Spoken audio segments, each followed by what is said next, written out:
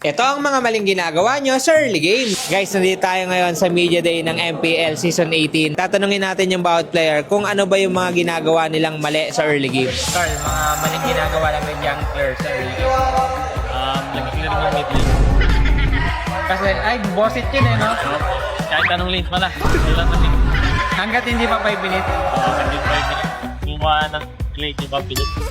Ford, ano yung mga maling ginagawa ng mga explainer sa early game? Lahat ng ginagawa ko. Hindi, joke lang.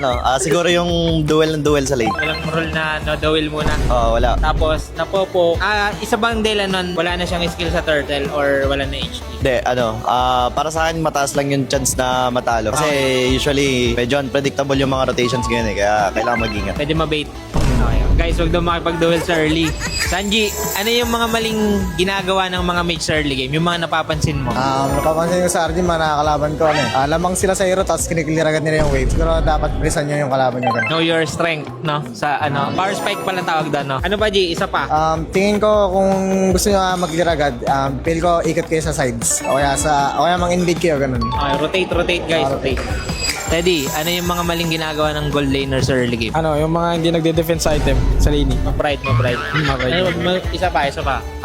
Siguro, yung mga nagro-rotate agad sa early. Mahilig mag-double lane.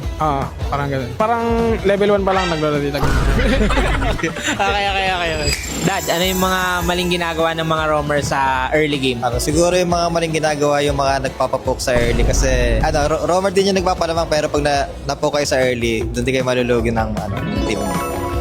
Iki, ano sa tingin mo yung mga maling ginagawa ng mga gold laner, lalong-lalo na sa early game? Yung maling ginagawa ng mga golden sa early game, yung nag-overextend lagi sa laning ng 1v1. Malalim. Ano ba? Meron pa ba? Tingin ko yung control wave dahil.